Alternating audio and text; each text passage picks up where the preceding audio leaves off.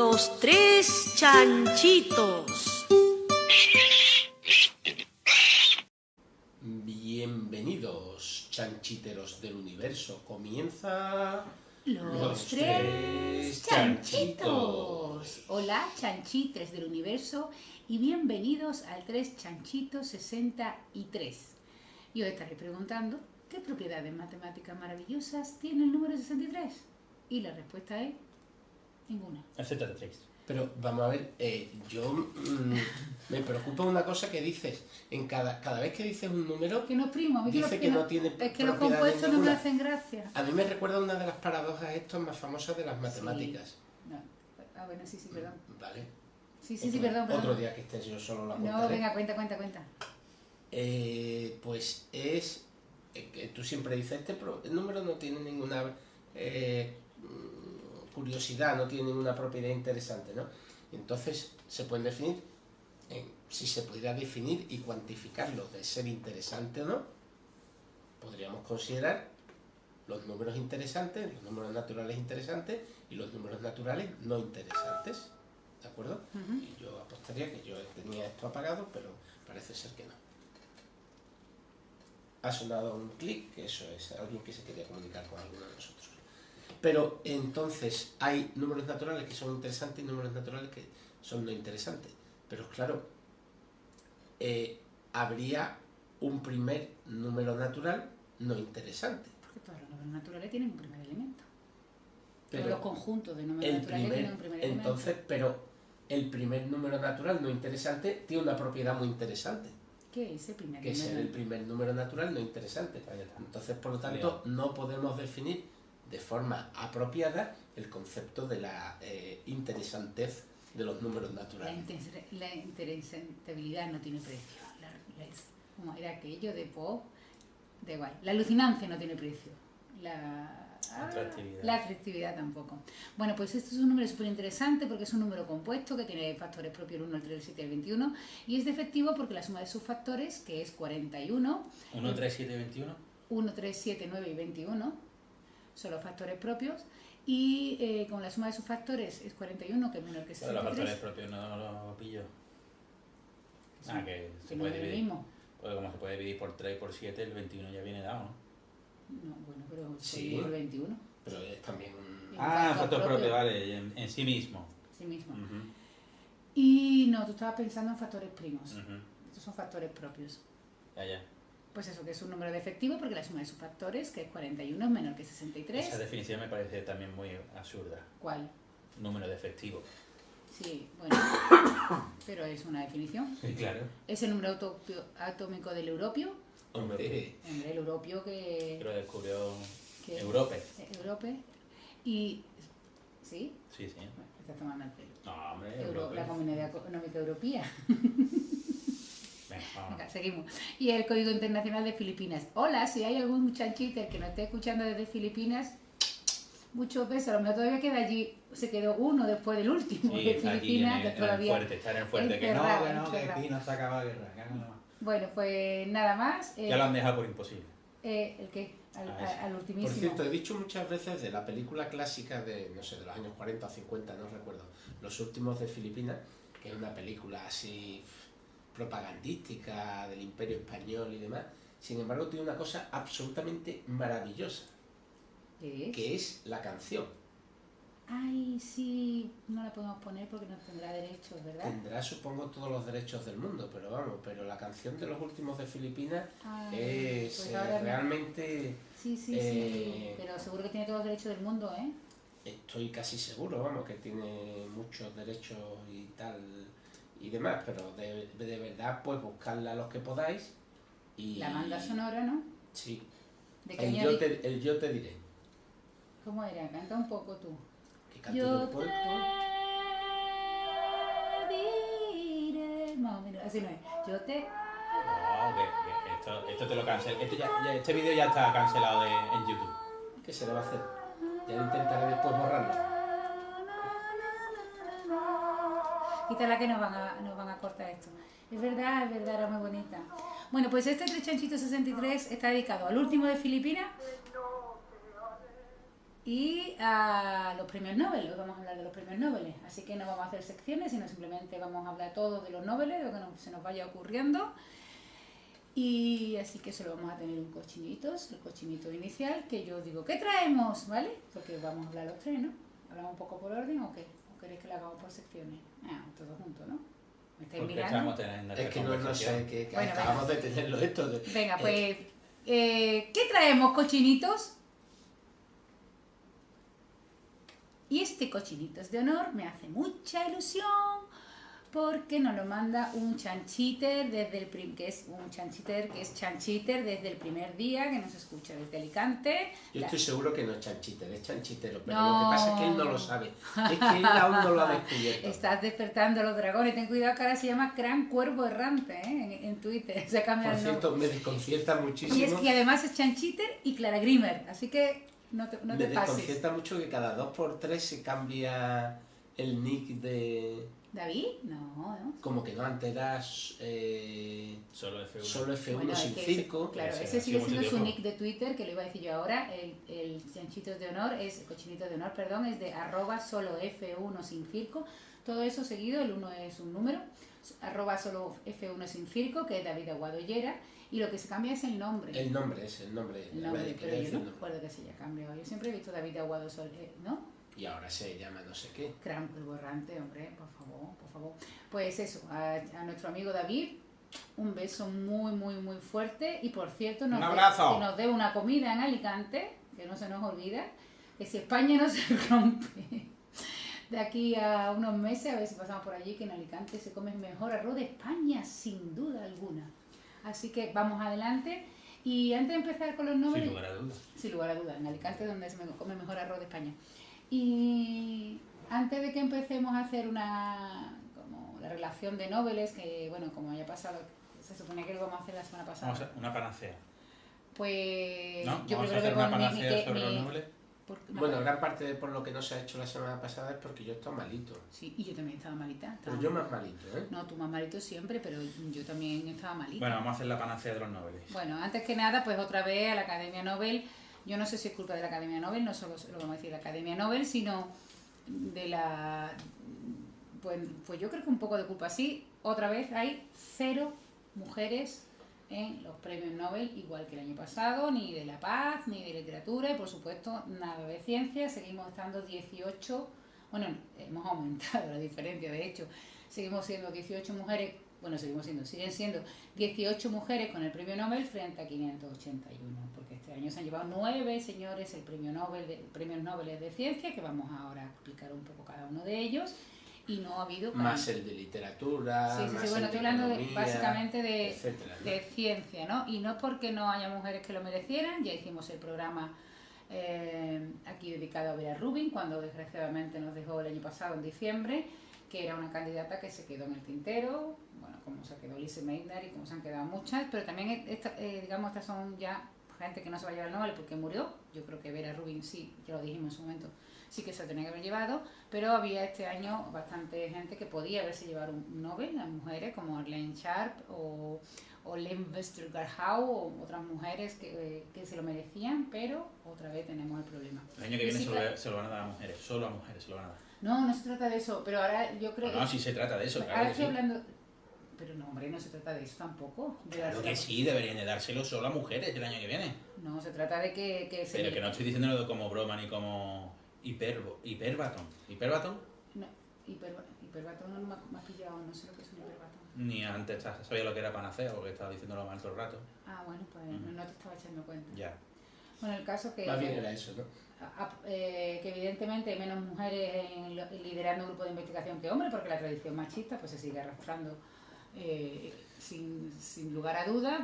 Luego creo, esto lo estoy diciendo de memoria, pero no sé si un alto cargo de la Academia Sueca, de lo que era los Nobel, se ha lamentado de que no haya mujeres. Se ha hecho el sueco. Se ha hecho el sueco, literalmente, vaya pena que no hay mujeres. Hombre, yo creo que también que se podía buscar un poquito, ¿no? Porque sí que hay mujeres que no encontramos mujeres por ningún lado. Bueno, y además porque es una cosa que es fundamental en la medida que el crear un Nobel es crear una figura un poco icónica en la que se pueden fijar los más jóvenes y hace falta referentes que sean mujeres. La sociedad lo necesita. esto me recuerda que el otro día escuché en la serie, lo iba a buscar, lo buscaré. Estaban hablando unos chicos de un proyecto, eran un chico y una chica, y los dos, es que no recuerdo, tengo que buscar ese podcast. Y me hizo mucha gracia porque el chico, y la chica también, pero el chico decía que él quería ser científico porque en un libro que había en su casa estaba la vida de Marie Curie, y que a él le llamó mucho la atención la vida de Marie Curie, la tenacidad de Marie Curie, era un chico muy joven.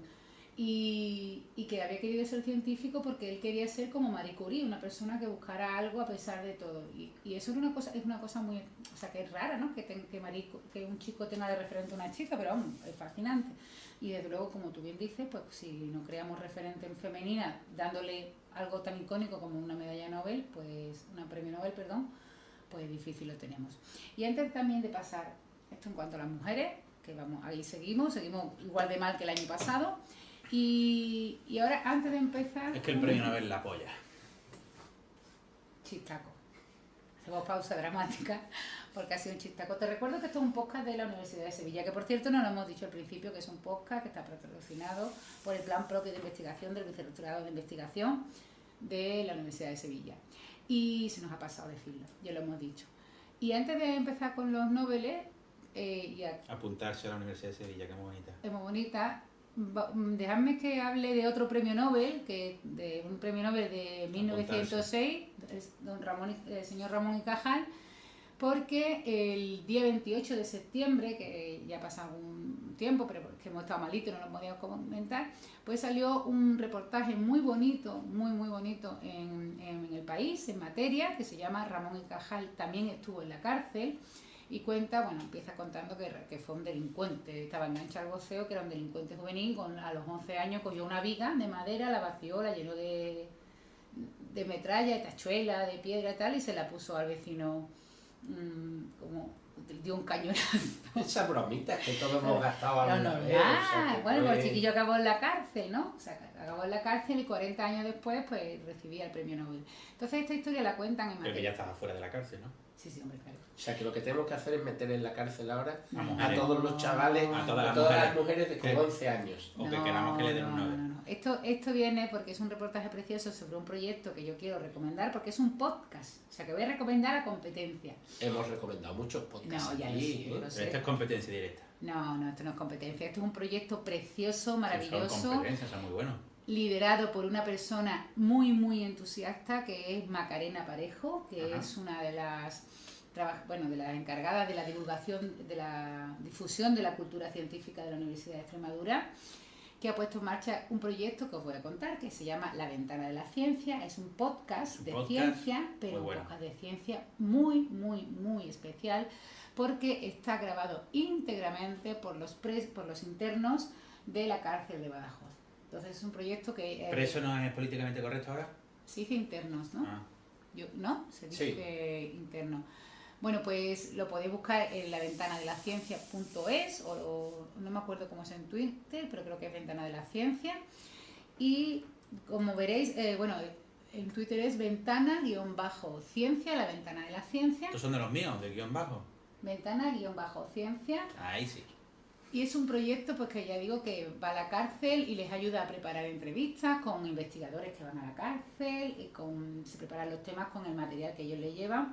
Incluso me contaba que hay algunos internos que decían, no, eso es muy difícil, que yo no lo voy a hacer, que no. Son todos muy cracks. Y me gusta cómo hablan, porque hablan que los entiendo.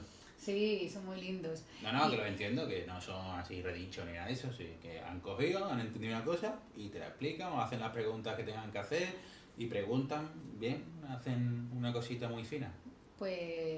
Y los anima, ¿no? Los anima porque uno por lo visto no quería hacerlo porque decía que eso era muy difícil para él, entonces se lo preparó una vez y le salió muy bien y ya pues está enganchado, ¿no? Entonces pues son unas personas que yo no sé si lo he comentado aquí, pero yo tuve la ocasión de estar en la cárcel de Sevilla dando una charla y la verdad... Sí, lo he comentado, sí. Lo he comentado, sí, ¿no? Y la verdad es que es un castigo muy duro la cárcel, la privación de libertad, se me ocurren pocas cosas peores. Y que Macarena Parejo y su equipo hayan puesto en marcha este proyecto de divulgación científica. Es un proyecto más que nada humanitario y cultural, ¿no? pues me parece que una cosa que hay que resaltar, así que os animo a que sigáis en Twitter a ventana-ciencia, que busquéis la ventana de la ciencia, y hay otro podcast que ya termino para hablar de los noveles que hemos recomendado aquí, que es Personas con Historia, pero Luis Lorenzo.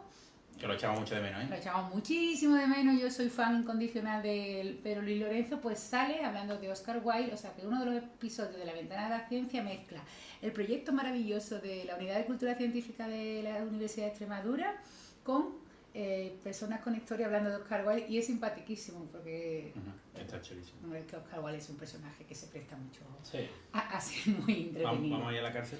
Sí, Por sí. cierto, Oscar Wilde. Oscar Wilde también estuvo en la cárcel, así que pues nada, yo ya dejo esto. ¿Pero vamos ya o no? ¿Vamos a ir a la cárcel? Sí, claro que vamos a ir a la cárcel de Badajoz. Yo estoy deseando, la verdad que tengo muchísimas ganas de conocer a todos los que trabajan en la ventana de la ciencia. Y pues. nada, pues esta era Pues hasta que han llegado los tres chanchitos, esta ¿no? era la excusa para hablar de la ventana. Hemos batido el récord de la introducción más tarde. No, una introducción como mi sección. Vale, era tu sección. Entonces, Mi no, sección entonces ha sido tu sección. Hemos batido el récord de tu sección más corta. Claro, solo quería quejarme de que no hay mujer en el Nobel y aprovechar que, ¿cómo es? Que el libro pasa por O algo así. No, yo creo que era el Pues- Pisuerga pasa por Valladolid.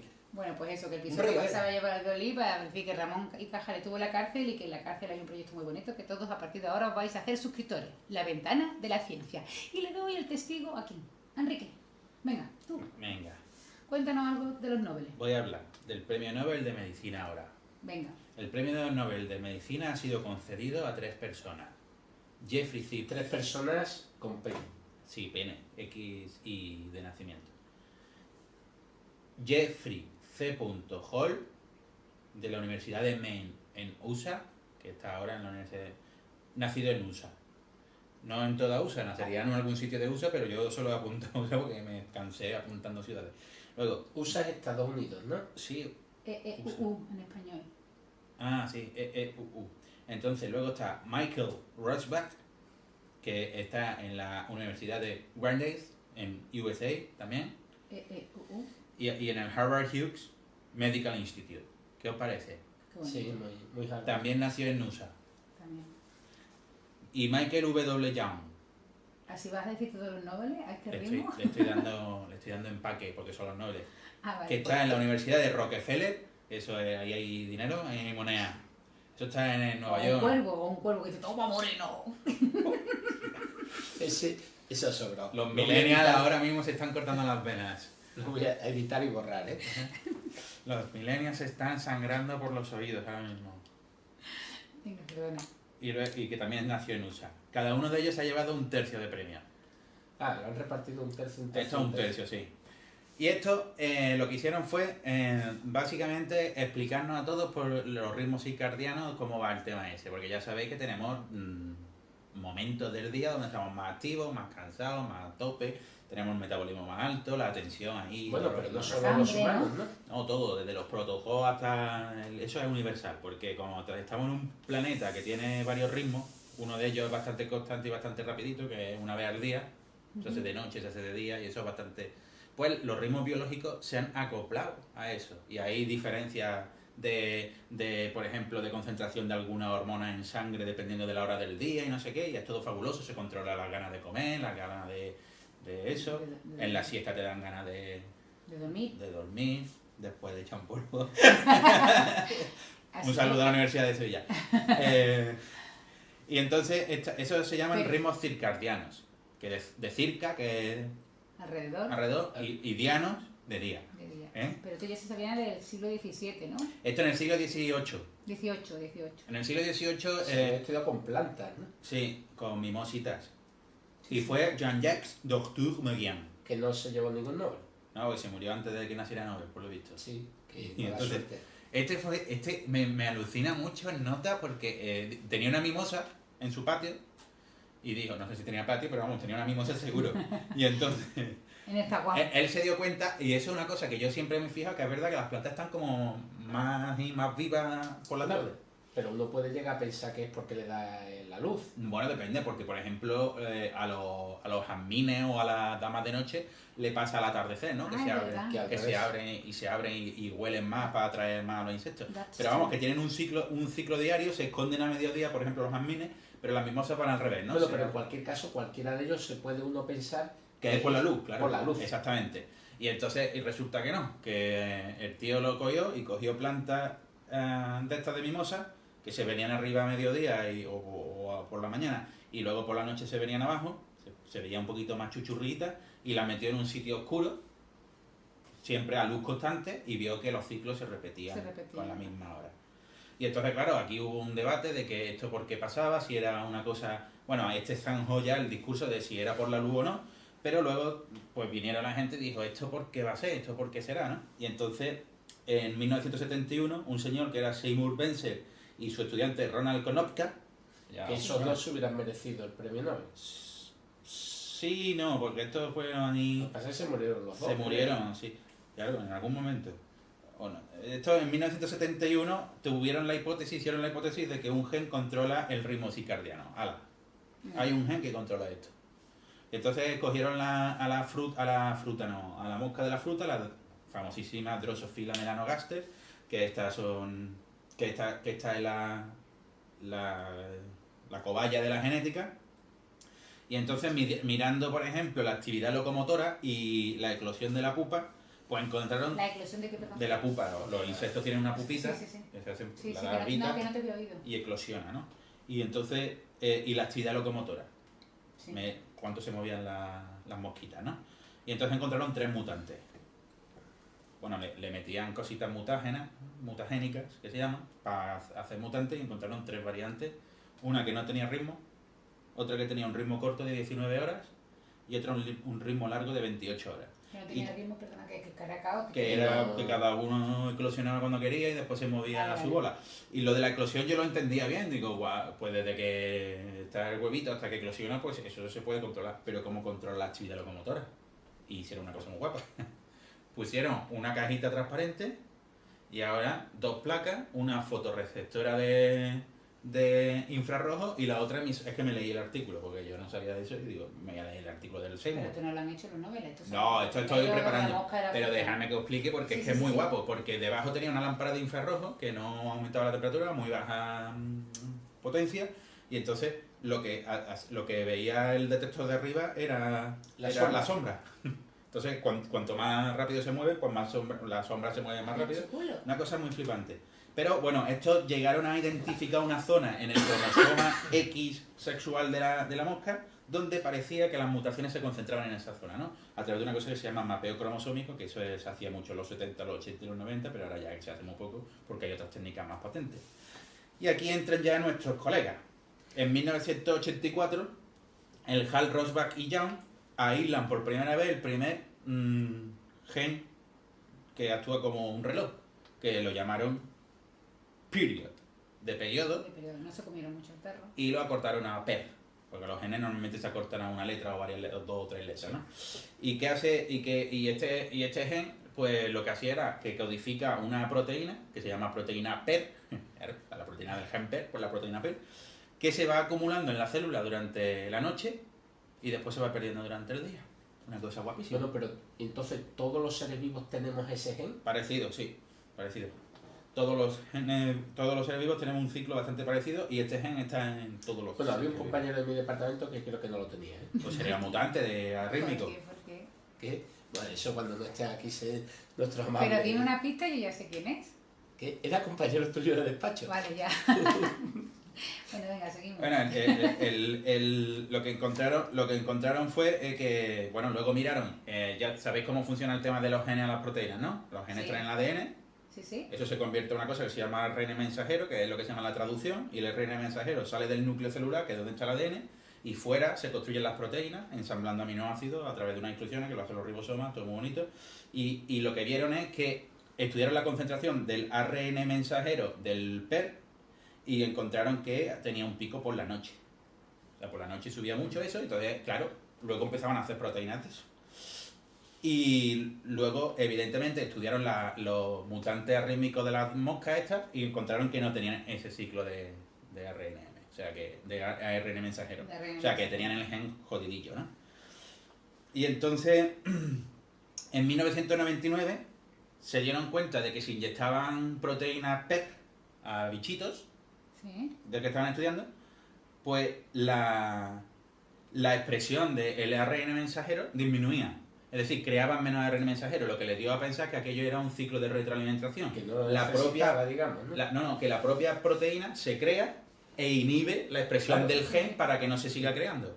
Por eso llega un momento en que satura arriba, o sea, actúa como un reloj, claro, porque hace así, se acumula y como esa proteína inhibe la expresión del gen, inhibe que se cree más proteína. Bueno, eso pasa muchas veces en muchos mecanismos del cuerpo, entre la insulina y el Ahí azúcar está, eso es. y todas estas cosas. La biología está llena de cosas de estas. Entonces, luego dice, bueno, pues esto va a ser en 1990, eso lo descubrieron en 1990. En 1992, el amigo Young con sus colegas, uno de los premios Nobel, pues encontraron ya el mecanismo de regulación del ADN, encontrando un segundo gen que se llama timeless, sin tiempo. Y este lo redujeron a TIM.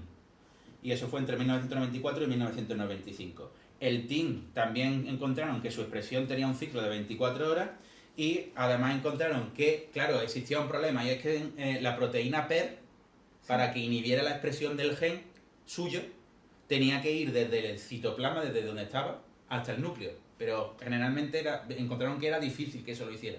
Pero resulta que el gen TIM crea una proteína que se une a la PER y esa entra en el núcleo fácil. Directamente. O sea que en el ciclo de regulación genético, PER y TIM lo que hacen que se pueda bloquear la expresión del gen PER. A lo mejor nos estamos perdiendo un poco, pero PER es el periodo, TIM.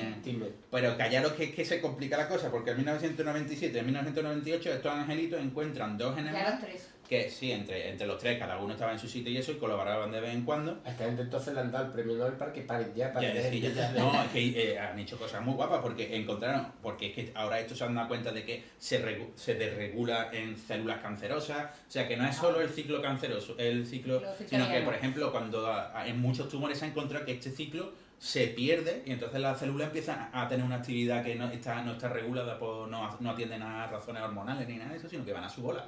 O sea que eso es. Y entonces encontraron tres genes más: el gen clock, de reloj, el cycle, de ciclo, y el double time, que es doble tiempo, que va más rápido.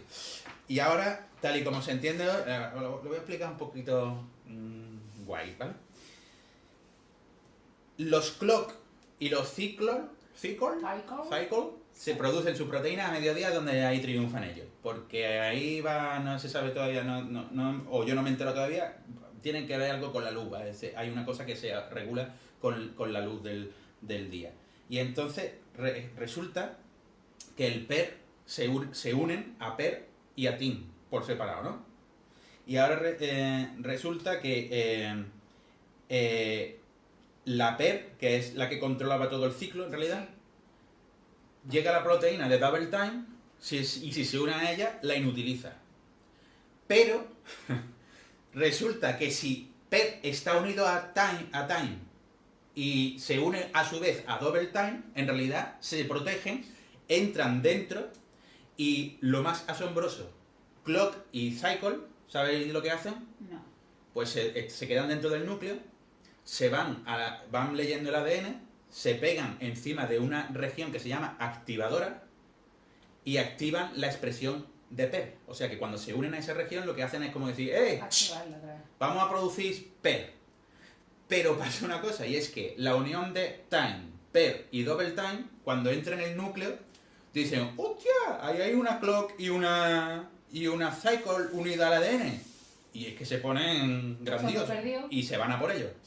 Y entonces, Lo arrancan del ADN e inutilizan la expresión del gen. Y así es como se completa el ciclo. se va formando todo. Pero lo más gracioso es que en ese momento hay unas cositas dentro de los núcleos que empiezan a destruir literalmente todas esas proteínas, especialmente la PER. O sea que la van eliminando.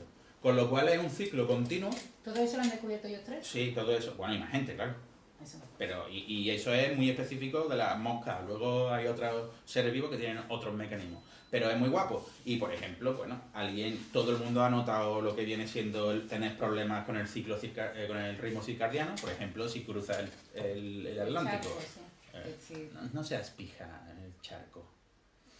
No se dice. Sí, yo creo que sí. Charco. Esta vez puede decir Bueno, que sirva. yo también lo he sentido en Malasia. ¿Tú has ido O a en, Malasia? o en Japón. En Bali, en A mí me Australia. pasó muy fuerte en China. En Australia. Ajá, ajá. En Australia fue muy fuerte también porque, claro, y no cruzar el charco. Bueno, y también. Siberia no me pasó tanto tampoco. Y también nos ¿Tú nunca has comen estado en Siberia? Ya sabrás. que si ha estado a 10 kilómetros de Siberia. Claro. ¿Cuándo?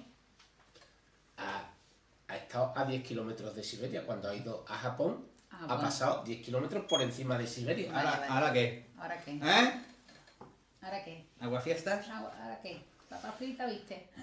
También nuestro amigo Sergio García Dils dice que es espeleólogo. Ah, Ellos han pasado meses, a veces meses, dentro de una cueva sin salir hacia afuera y sin que le den ningún tipo de luz. Y lo Y que flipan. entonces, que precisamente han estudiado con ellos los ritmos circadianos. O sea, lo dijo que había gente especializada que lo estudiaba con ellos, y también ¿Y estaba... perdían ellos los ritmos? Porque ellos No, pasan mucho decía- tiempo sin no. saber si es de día o de noche. No, decía que se le cambiaba un poco el ritmo y se le ponía una especie de ritmo largo de trabajo y sueño, como unas 10 horas de cada. Sí. Sí. Trabajar, comer, dormir. Y era una cosa así, y entonces se ponían, sin mirar el reloj, ya se sincronizaban todos en ese ritmo.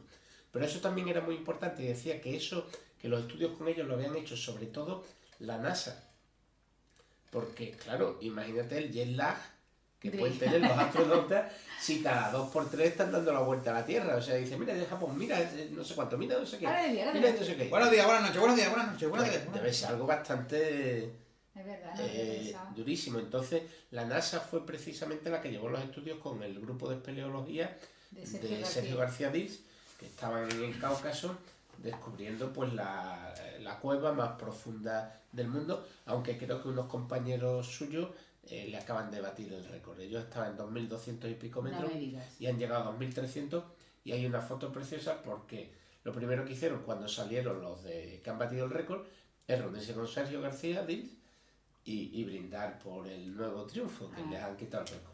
Hombre, me lo imagino con lo lindo que es Sergio García Dils, aparte de que sea uno de los mejores peleólogos del mundo, un tío más lindo y más buena gente que la más, me imagino que se le daría muchísimo.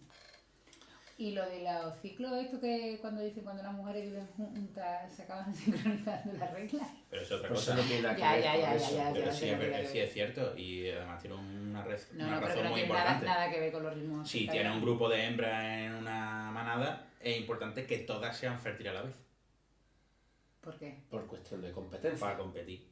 Ajá, pero no estamos hablando de mujeres en manada. Pero vamos a ver, la de biología no animales en entiende manada. la biología de verdad no entiende de sesgos sociología. culturales ni de sociología. Otra cosa es que nosotros seamos racionales y entendamos que eso es una cosa biológica que tenemos que superar y no sé qué. Pero a tu hermana le da Pero exactamente porque igual lo que tú sincroniza. seas. Eso otro día me lo vas a contar.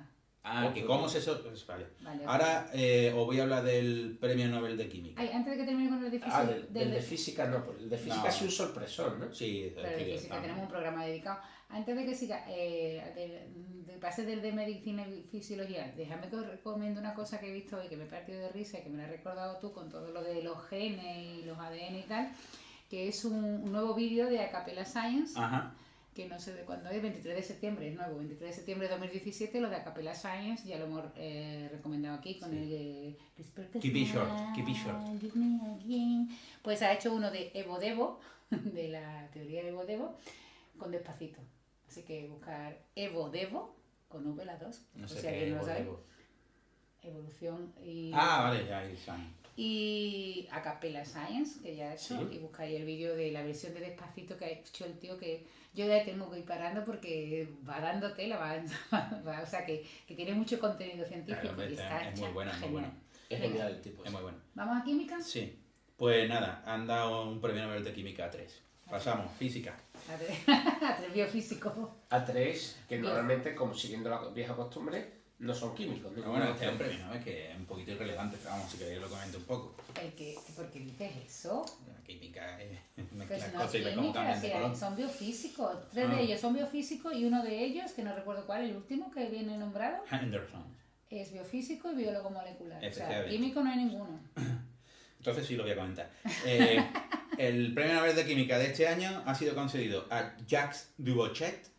Sí. ¿Cómo se llama? Ese no es, Dubochet, ese no es de USA. Dubochet. No, este es de la universidad. Ahora está adscrito a la Universidad de Lausanne, Suiza, ¿no? en Suiza. Y nació en Suiza. A Joachim Frank, que nació en Alemania, nació en 1940.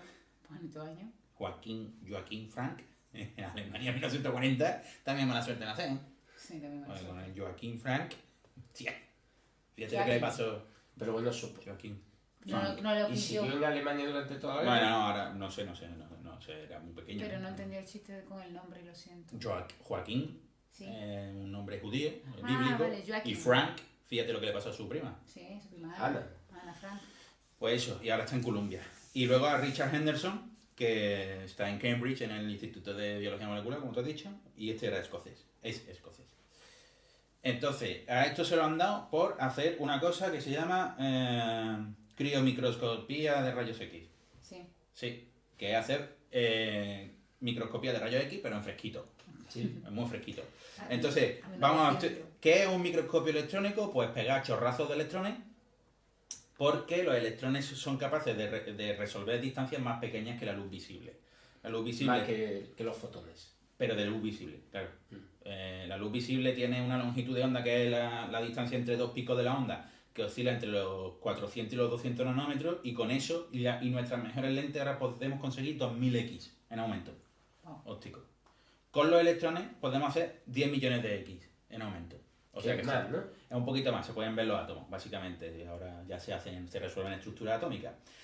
Hay una cosa que me ha dejado muy flipado, y es que esto se desarrolló alrededor de 1937. Entre el 37 y el 39 se desarrolló el primer microscopio electrónico. Sí. Pero existía una patente de 1928, de un tal Leo Szilard.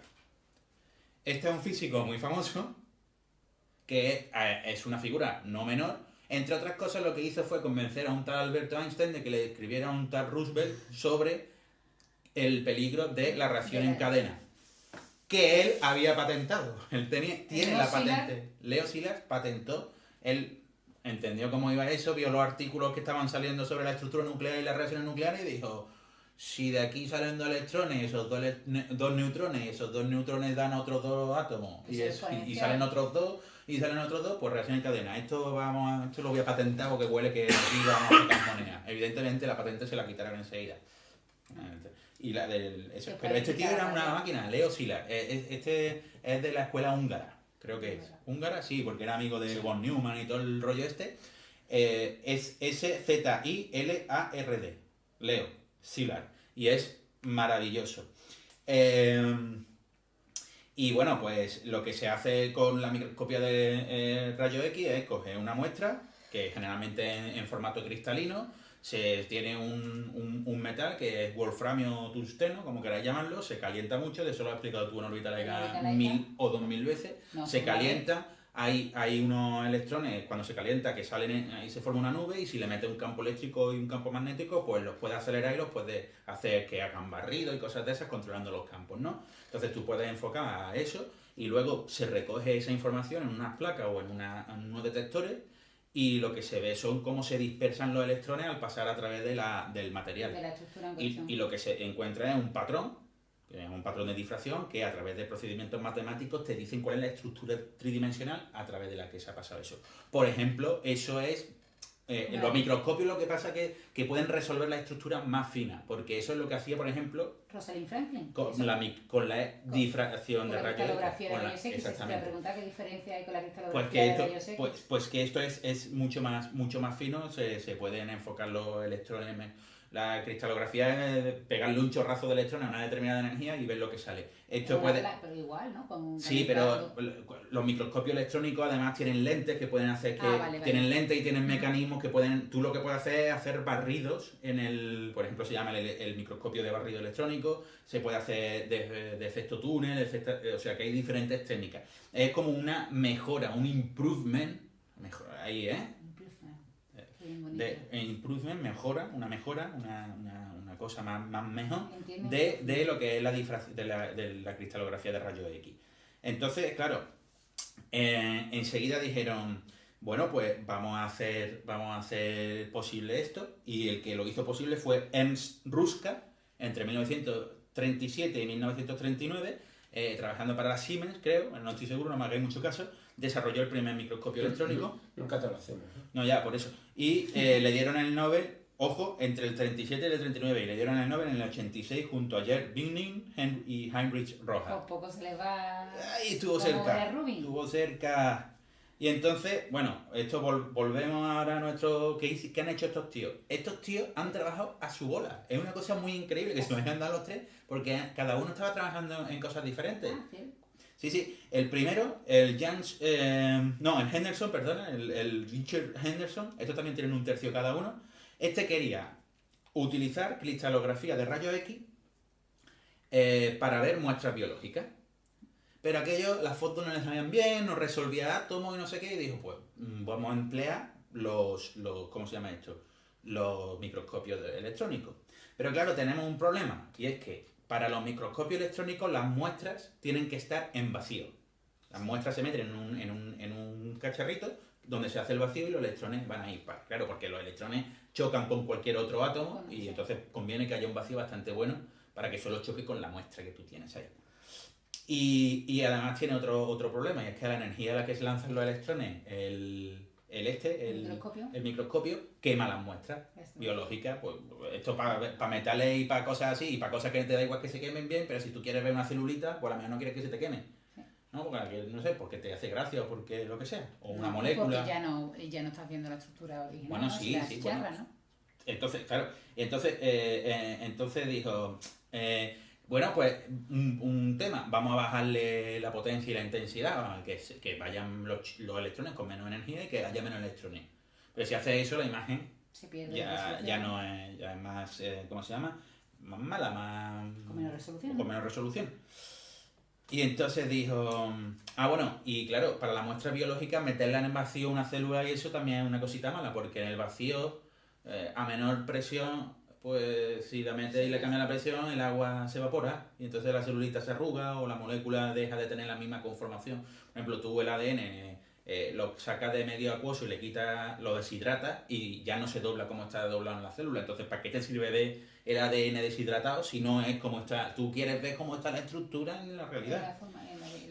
El organismo vivo, ¿no? Efectivamente. Pero este tío estaba interesado en una proteína que se llama la bacteriorhodopsina, que es que está en un tipo de seres que se llaman arqueas, que básicamente lo que hacen es coger protones gracias a procesos que acoplándose con la luz. Es como una versión preliminar de la fotosíntesis. De las plantas. De las plantas. Entonces, entonces cogió y dijo, bueno, pues lo que voy a hacer es, voy a tirar un haz muy débil esto empezó en el 1975, un haz muy débil de electrones. ¿Qué es Henderson? Henderson. Voy a coger la membrana celular, porque las arqueas tienen casi un 55% de su superficie de membrana son este tipo de proteínas, porque son las que en realidad le dan la energía, y entonces la metí en una solución de glucosa, porque la glucosa aguanta bien el vacío, no se evapora, entonces conserva, si tú la metes en una solución con una alta concentración de glucosa, el agua no se evapora tanto. Y entonces, claro, le tiró una cosita suavecita de electrones. Con la ventaja de que él ya se sabía cómo estaban dispuestas estas proteínas dentro de la membrana, que estaban de forma simétrica dispuestas, y sabía que eran agrupaciones de 5 o 6 moléculas de esta proteína en cada sitio donde estaban, ¿no? Son unas proteínas que si las busquéis en internet están guapas porque son púrpuras, tienen un color purpúreo. ¿De forma natural? De forma natural, y eso. Y claro, gracias a que él sabía la disposición y la simetría de cómo estaban eso, con imágenes muy malas, a través de técnicas matemáticas, transformadas de Fourier y no sé qué, fue capaz de deducir la forma real tridimensional de esas moléculas. Y a partir de ese momento se dedicó a ir laboratorio por laboratorio, todo el que tenía un microscopio electrónico de los buenos, él iba con sus muestras y con esa técnica y fue mejorándolo. Así hasta 1990, que consiguió dar el tío... 15 años más tarde, ¿no? Que consiguió dar la estructura de la proteína con resolución atómica haciendo esto. O sea, le pegaba poquito y con cálculos matemáticos, pero claro, las técnicas de microscopía electrónica también habían mejorado mucho. Y ahora nos vamos a nuestro segundo amigo, el Joaquín. Que en 1975 era más teórico y dijo, si yo tengo una distribución... Yo, por cierto, una pequeña, lo de Joaquín Frank judío no lo tengo tan claro, ¿no? No, pero a mí me suena... Ana Frank sí, pero... Muy judío. Pero el abogado de Hitler se llama Frank, también de apellido, ¿eh? Y no creo que fuera muy judío. No sé, pero vamos. ¿Quién era el abogado de Hitler? Hans Frank o algo así. No sé bien, perdón. Pero no sé la adscripción religiosa de este señor, pero vamos, que Joaquín Frank me suena a mí me suena a mucho Israel. Y entonces el Frank lo que hacía era la teoría, y él se planteó el problema de que qué pasa si tú no sabes la disposición de la molécula. Hans Frank fue el gobernador general de Polonia cuando ocupó por los nazis. Luego, ese tipo... Un judío no era. ¿Qué te sabes? Lo era, pero no se lo dio a nadie. Bueno, el Frank conoció los trabajos de Henderson y ¿no? ¿O no? No lo sé, no se lo he preguntado, pero vamos.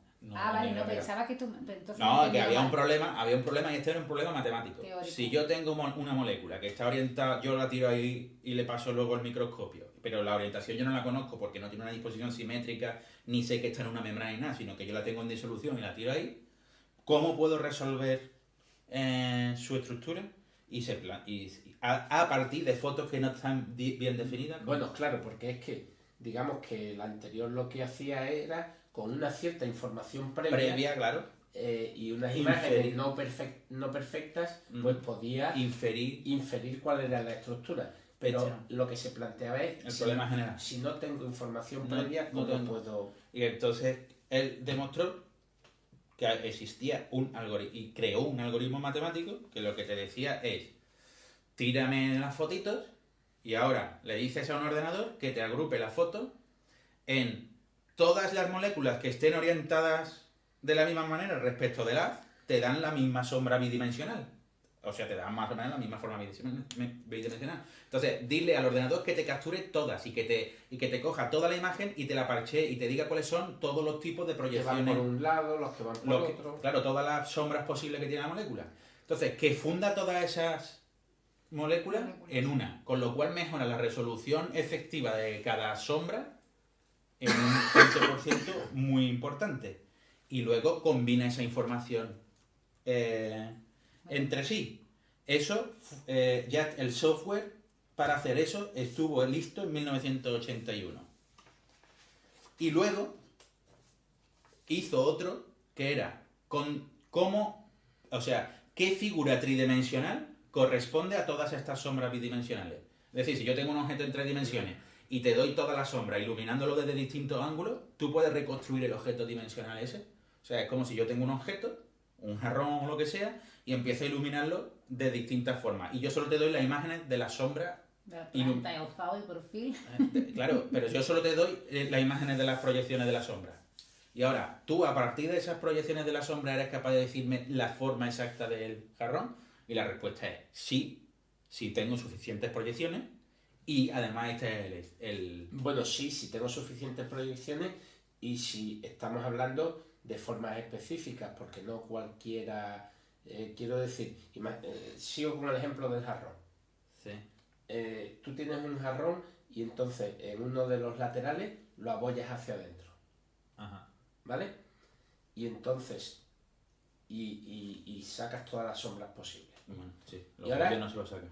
¿Qué? Los bollos no los puedes predecir, ¿eh? Claro, y entonces ahora lo pones, el bollo ese que está, lo cubres por una lámina, lo pones liso. Uno y otro jarrón te dan exactamente las mismas sombras, los proyectes desde donde los proyectes. O sea, tiene que ser con alguna propiedad matemática específica, que sea convexo, que sean trozos convexos, etcétera, etcétera. Y ahí juega un papel muy importante. Lo que pasa es que aquí estamos hablando de cosas que resuelve a nivel atómico. Y que resuelve a nivel atómico. O sea, que no es... no hay cosas esa continuas. complejidad. Claro. no es exactamente, pero digamos que sería una especie de agrupaciones de Aquí, asteroides, aquí si algo hace una ¿cómo se llama eso? Una escalera de caracol, que ahora mismo una hélice, tú lo ves. Y si hay un hueco, tú también lo ves porque, claro, los electrones atraviesan ahí como Pedro por su casa. Pero en 1980 fue el primero en dar una foto de un ribosoma. Lo que pasa que era así todo sombreado y eso. Y luego, ¿qué hizo el Dubochet? Eso digo yo, digo, ¿Hizo ¿el algo? suizo qué hizo?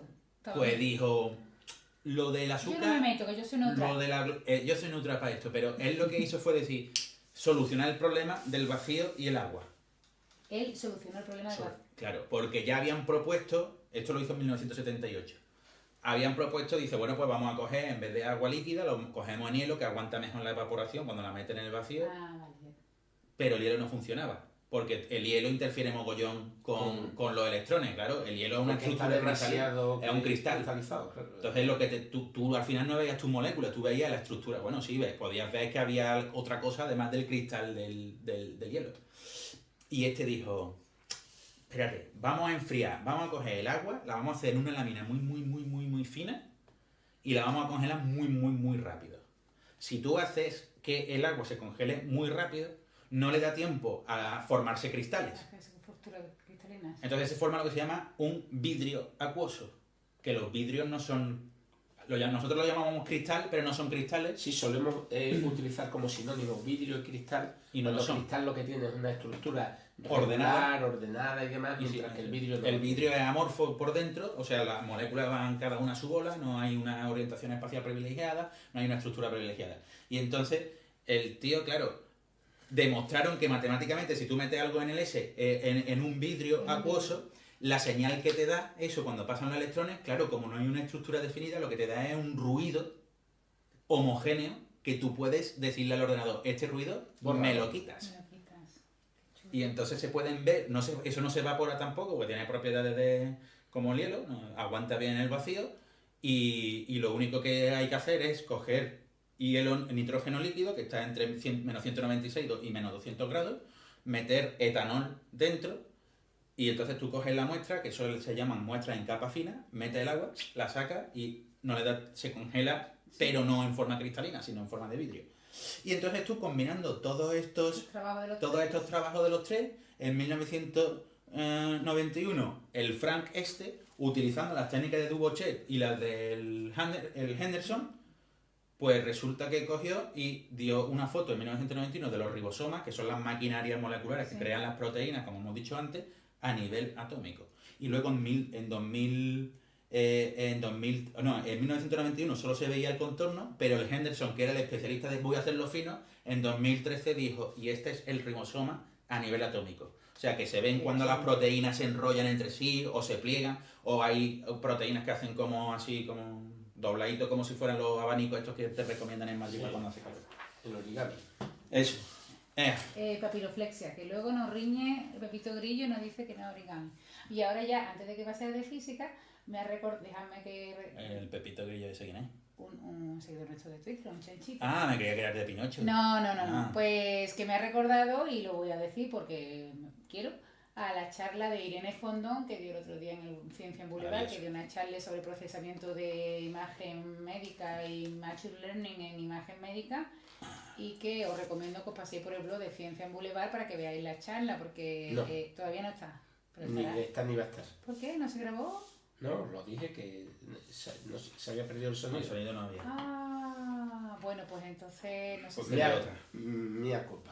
Tendrá que dar otra charla igual. Pero en cualquier caso todo el mundo ha empezado a seguir a Ifondón, ¿no es? Ifondón en Twitter, y fue una revelación como divulgadora, como fondona, digo, porque estoy buscando... Y Fondona no, es guapísima además, aunque eso no es importante, pero bueno, ¿por qué no? Porque lo que estoy hablando de su trabajo. Es guapísima en todos los sentidos. Es que hace un trabajo muy guapo.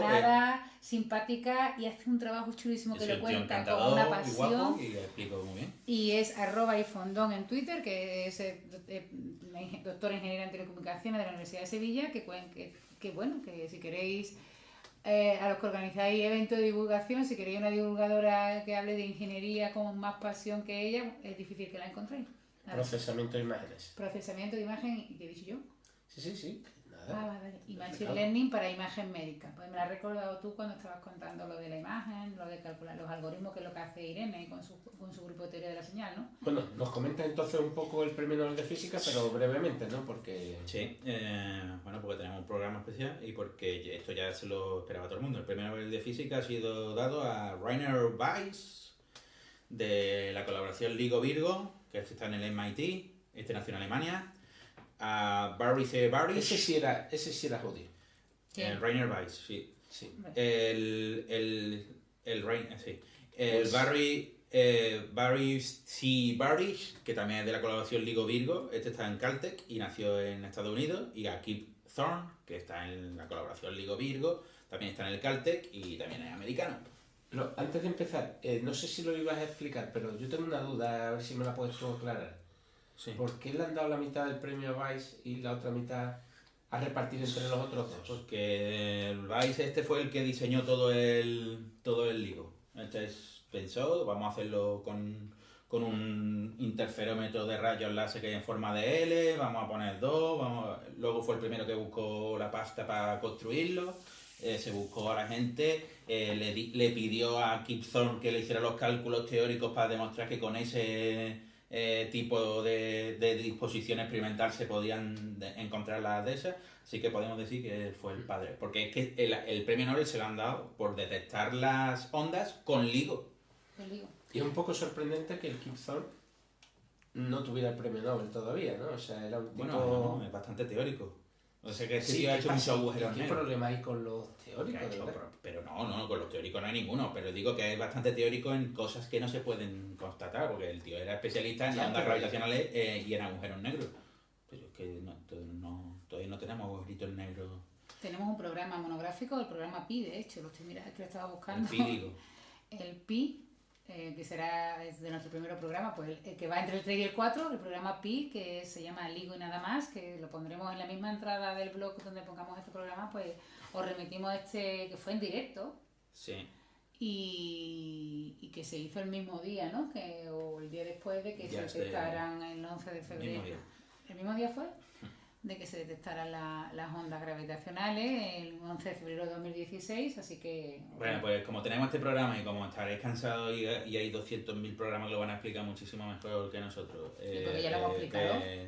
Señal y ruido, el Coffee Break y toda esta gente, seguro que lo hace muy bien y lo explica muy bien lo que son las ondas gravitacionales y tal. Yo voy a contar otra cosita acerca de las ondas gravitacionales que me parece mucho más interesante, porque nosotros ya hablamos de la física. Un programa dedicado a la física. Bueno, y decir eso, que en los 70 fue cuando empezaron a crear todo y donde empezaron a buscar la financiación, y a partir de los 80 empezaron ya a buscar ondas gravitacionales y han tardado pues 20 y tantos años en encontrarlas.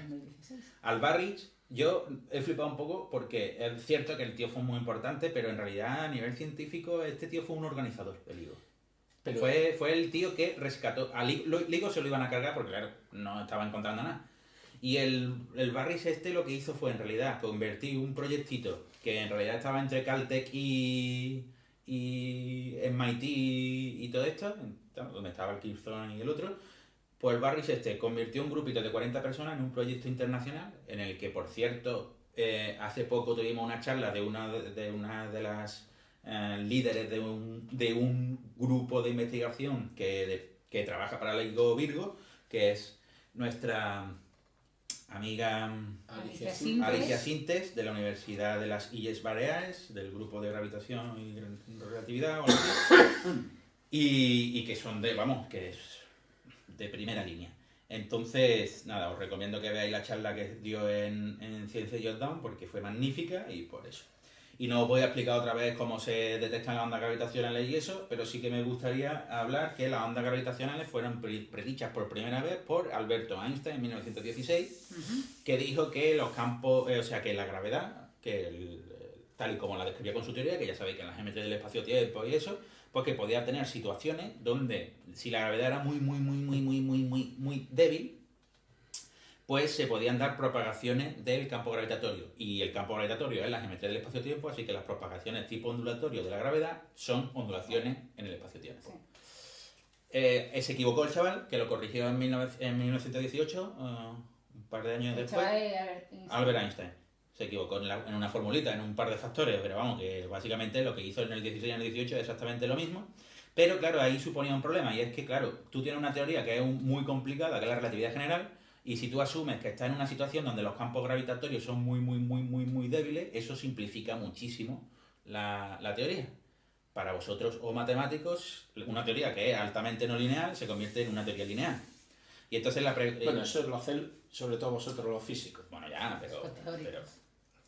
bueno, y los matemáticos, os recuerdo que eso se llama desarrollo de Taylor, por ejemplo, para empezar, ¿eh? Vamos, que no digáis, "Ay, nosotros no hacemos aproximaciones". Luego está la de Maclaurin y la de Logon, La Maclaurin y la de Taylor. ¿No? alrededor del cero. Y la de Logon, Luego, esa, qué bonita era esa, ¿verdad? dale. Y luego hay otras más, está la de Magin y todo eso, hay un mogollón. Y hacéis cálculo numérico, pero ¿de qué estoy hablando? Ojo, Oh, esos no son... eso no son ¿Qué matemáticas. hacen numérico? No. Entonces, Un abrazo a nuestros amigos claro, que hacen numérico. uno de los problemas que tenía la gente para creerse la existencia de las ondas gravitacionales era, primero, no es un artefacto de haber simplificado tanto la teoría. O sea, si tú tienes una cosa muy compleja y la simplificas porque asume condiciones muy simples y te sale una solución, ¿tú cómo estás seguro de que eso es solución de la teoría completa? A lo mejor solo te pasa en la versión Con tu simplificada. vaca esférica, ¿no? Claro, y una pregunta asociada a esa es, ¿las ondas gravitacionales de existir transportan energía? Y esto fue un debate que se enconó muchísimo. Por ejemplo, en 1936, Albert Einstein con un amigo suyo, Rosen, dijeron que no, eran soluciones de las ecuaciones generales y que no transportaban energía. Que no eran soluciones, que sí eran Que soluciones. no era. Ah, vale, Que no vale. era. Lo mandaron a una revista. La revista se lo mandó a un referee. El referee le dijo, había equivocado. Einstein dijo, mi artículo no se lo mande, esto ya lo hemos contado aquí también, Sí. no se lo mande a referee de mierda. Porque yo soy Albert Einstein. Y porque en su época no se acostumbraba a eso. Eso lo impusieron los americanos. Y entonces dijo, pues no quiero nunca más voy a volverte a enviar un Un paper. artículo. Total, solo era la Physical Review, que eso es una de las mejores revistas de física. Y entonces, casualmente, luego, uno que pasaba por allí donde estaba Einstein, un tal Robertson, que es uno de los padres de la cosmología teórica, pues, hablando con los becarios de Einstein, les dijo, oye, lo de las ondas gravitacionales me lo explicáis. Entonces le explicaron por qué no podían ser, porque se lo había dicho Albert Einstein. Y este dijo, oye, ¿y si haces esto y esto no te sale justo lo contrario de lo que estás diciendo? Entonces, los alumnos, en concreto fue Leopoldo Infield, que fue uno de los biógrafos, uno de los biógrafos de Einstein, que también era alumno suyo, fue corriendo a Einstein y le dijo, oye, ¿has pensado esto? Sí, justamente estaba pensando yo lo mismo. Entonces, él había mandado ya el artículo diciendo, no existen las ondas gravitacionales a una revista de Filadelfia, que estaban flipando de tener allí un artículo de Albert Einstein. serie B, ¿no? Y le hizo parar a las máquinas, que ya lo estaban imprimiendo, para cambiarlo y poner el artículo que se titula Sobre la existencia de ondas gravitacionales cilíndricas, no sé qué. No, esto ya era en inglés, estaba en América. On. Entonces, claro. Pero el tema no quedó claro hasta 1957. En 1957 ya se quedó clarinete que las ondas gravitacionales existían. ¿Y por qué? Eso pasó en una conferencia que es súper famosa, que es la conferencia de Chapel Hill, en Carolina del Norte, que podéis encontrar la transcripción de todas las charlas, que estaban todos los angelitos del momento, que están gratuitas, son open access, y se llama The Role of Gravitation in Physics. The Role, T con H, ¿no? En inglés. The Role of Gravitation in Physics. 1957, Chapel Hill Conference. Está en acceso abierto y ahí está.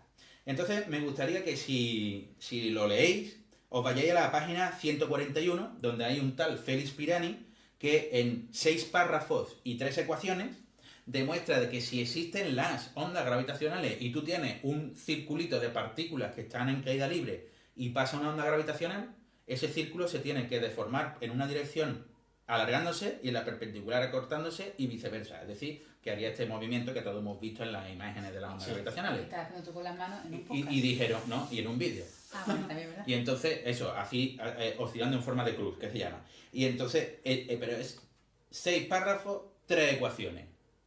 Con las 2 ecuaciones que te enseñan el primer día de relatividad general, en el primer curso de tu vida de relatividad general, a los mayores popes que llevaban 30 años discutiendo sobre eso, dijo, y si las ondas gravitacionales existen y verifican las ecuaciones que ha dicho Einstein, entonces a la materia le hace esto. Y se quedaron todos ahí como mirando, como diciendo, ¿sí, nene? El Félix Pirani. Félix Pirani, que por cierto también siguió trabajando sobre el tema y fue uno de los que propuso cómo detectarlas luego, Sí.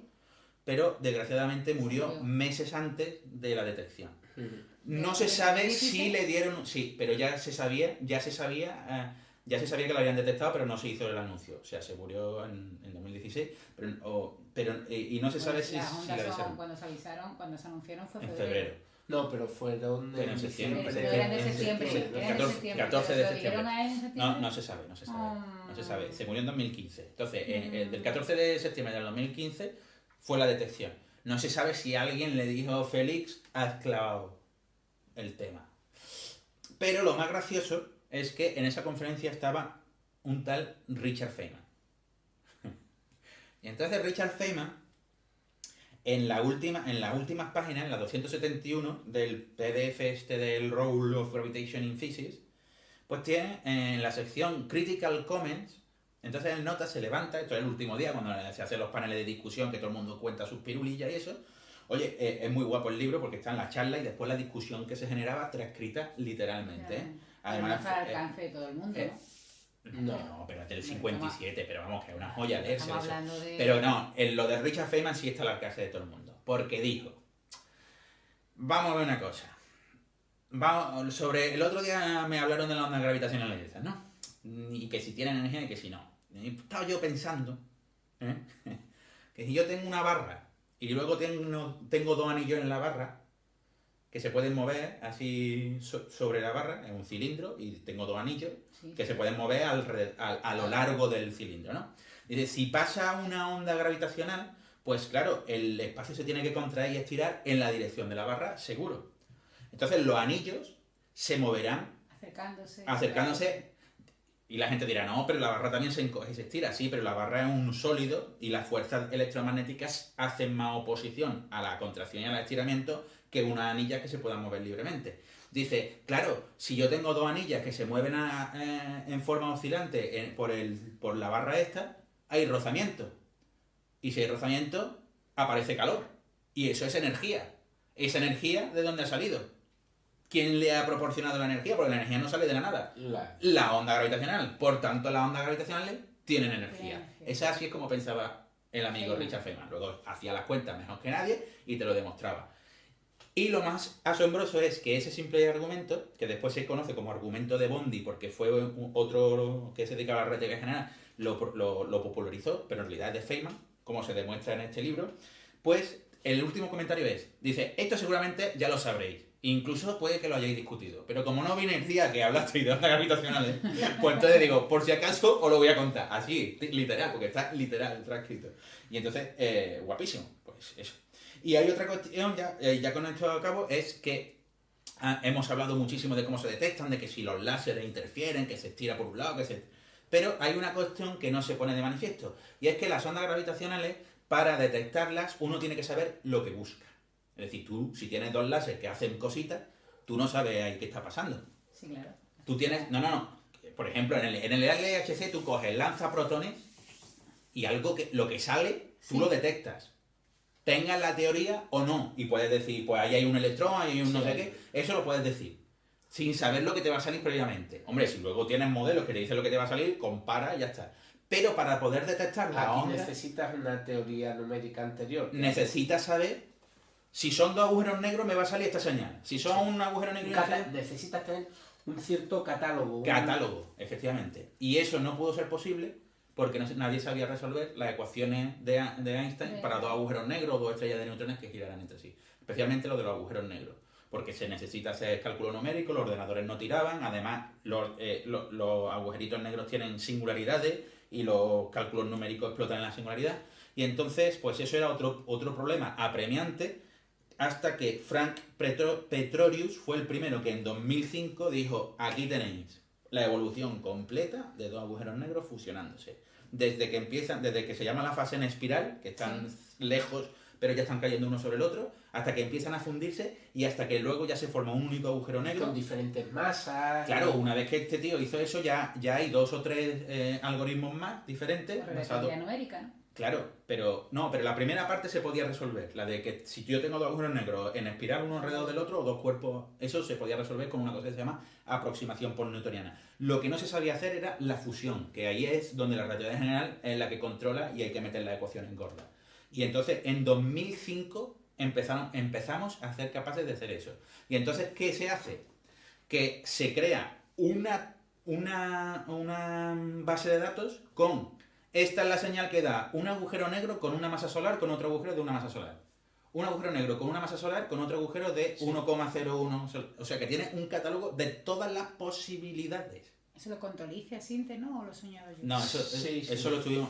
Eso lo contó. Yo creo que fue en la cena que estábamos hablando. En la cena, ¿no? En la cena. Vale. No, pero que se llama los templates. Pero yo creo que posiblemente lo dijo en su charla. Pues también, puede ser, sí. También pondremos el enlace a la charla Pero, de Alicia Sinte, ¿no? pero ojito, que cuando te dicen estos son 2 agujeros negros, uno de 26 masas solares y otro de 30 y tanta, de 32, no sé qué, fundiéndose, es porque tenían previamente una plantilla de qué pasaría. Y entonces lo que hace es que el detector, ojito, el detector recibe la señal y conforme está recibiéndola, empiezan a pasarle, a filtrarlo, pasa la señal por toda la base de datos de templates, que ahora no me acuerdo cómo se llama, de las muestras. Y te dice, esta es. Que Miguel Alcubierre también, otro máquina. Estuvo trabajando, en la entrevista que le hicimos, también comentó esto, que ahora, después ya del impacto de 2 agujeros negros, pues están siguiendo ahora con estrellas de neutrones. Eso es lo que está haciendo ahora. Cosas también que a lo mejor son más difíciles. Más difíciles, porque claro,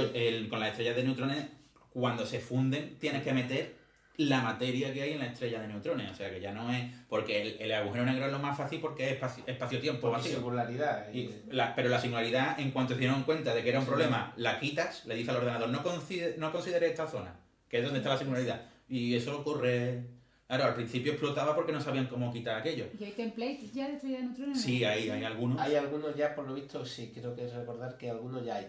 Pero claro, y después ya empezarán y de supernovas. Con no sé cuántos, de que hay todas cosas que sean supernovas. Bestias. No, están buscando ya cosas de supernovas que exploten al lado de estrellas de neutrones, supernovas que den lugar a un agujero negro al lado de otro. Combinaciones y que gire de esta forma y ahora de otra y ahora no sé cuánto. Claro, porque ahora se están detectando mogollón de agujeros negros de doble, de sistemas dobles de agujeros negros. Y eso, ahora dices tú, si hay tanto, ¿cómo se han formado? ¿Cómo se han formado? Porque tú tienes un agujero negro que se forma aquí, y cerca hay otra estrella que también forma un agujero negro. O sea que ahí ha tenido que haber 2 petardazos muy gordos. Bueno, una posibilidad es que yo tenga un agujero negro y pase otro y lo capture. Vaya capturando, claro. Y sí, entonces, pero no es... entonces tienes por ahí agujeros negros errantes un montón. Bueno, claro, es que lo que pasa es que el universo debe ser grandote. Sí, pero es que esos que estamos detectando están aquí al lado. En términos cosmológicos. Pero en términos cosmológicos está Z1 y pico. No, estaba a 1.500 millones de... Bueno, el universo visible, ¿cuántos son? 14.000. O sea, 10 veces eso, tampoco está tan al lado. El universo visible es más grande. Como 40 veces la edad del universo. O más. Bueno, pues digamos que la edad del universo son 10 veces más eso.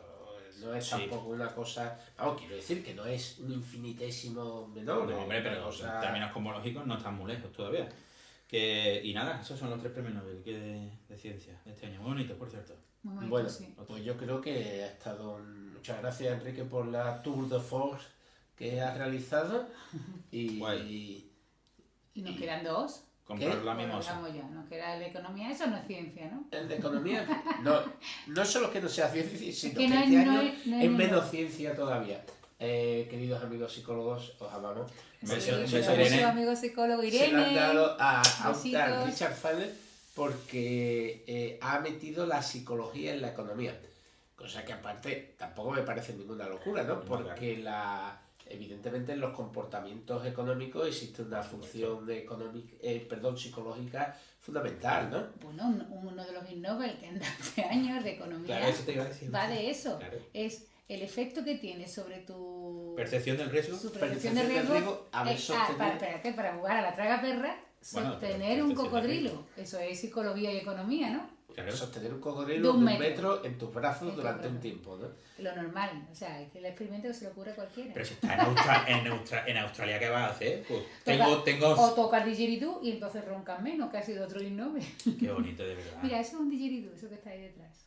De lo que está detrás de Alberto es un didgeridoo. La que protesta de decir cosas visuales en un podcast. No voy a tocarlo porque Y no sé. entonces, bueno, la verdad es que el taller este tiene un montón de teorías acerca de comportamientos psicológicos que van determinando Pero las cuestiones económicas, ¿Él ¿no? es psicólogo?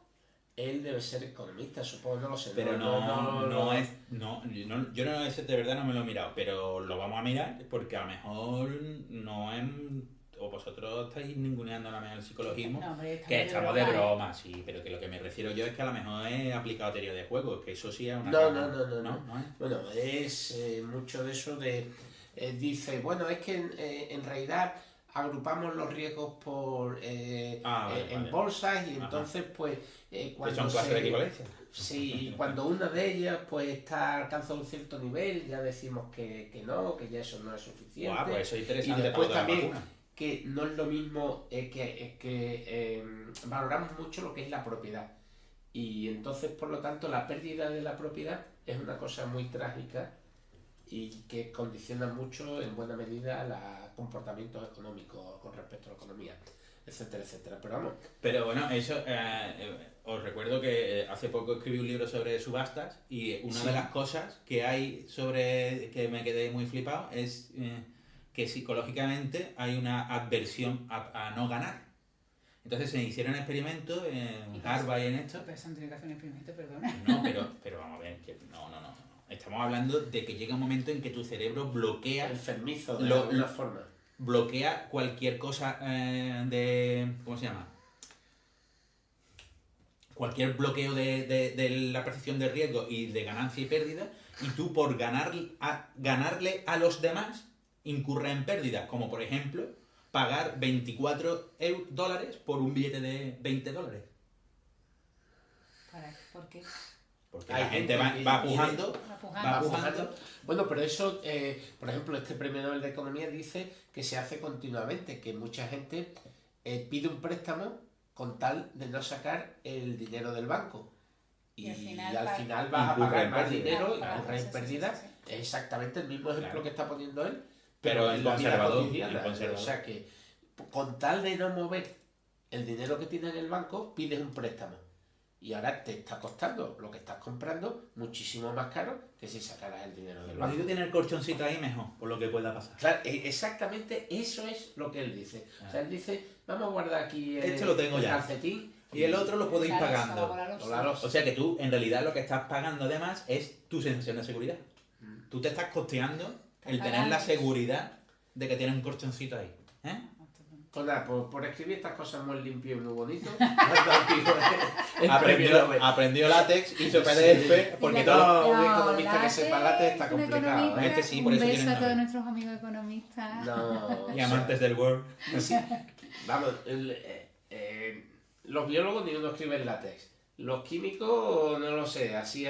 Hombre, claro que sí, como van a escribir las ecuaciones de... Pues mis alumnos de segundo de carrera ya saben látex. Y me parece muy bien que desde primero de carrera en física, matemática y eso te obliguen a aprender látex. Y tienen que presentar las cosas Ya no en tiene ni PDF. mérito, vamos. Es que, no, ya no tiene ni mérito. Pues yo a una de las chanchitas cuando le di clase la obligué a aprender látex Pero, y decía, anda que la Hombre, acababa poco. eso es Hombre, látex. Y hasta aquí No, cuenta que fueron los principios del látex que no lo Que era un entendía ni infierno. Dios, vamos, ni Dios. Sí, pero tú usas los botoncitos ahora para escribir en látex. Hombre, yo sí, claro, ahora, Pues yo no, ahora, yo- ahora no tiene ningún mérito aprender esto. Pero yo lo pico todo, yo lo ¿Tú pico no todo. picas, no tecleas? Bueno, yo creo que esta discusión ya sí vale, que... claro. Yo sí que tecleo, ¿qué botoncito? Vamos a ver, os vamos a Que explicar. no utilizas ningún tipo de menú, simplemente escribes látex todo seguido. Sí, pero Pues que eso ahora, es lo que pero está la diciendo interfaz que Enrique. tiene ahora los editores de látex... ¿Y tú lo utilizas? Yo no, pero son...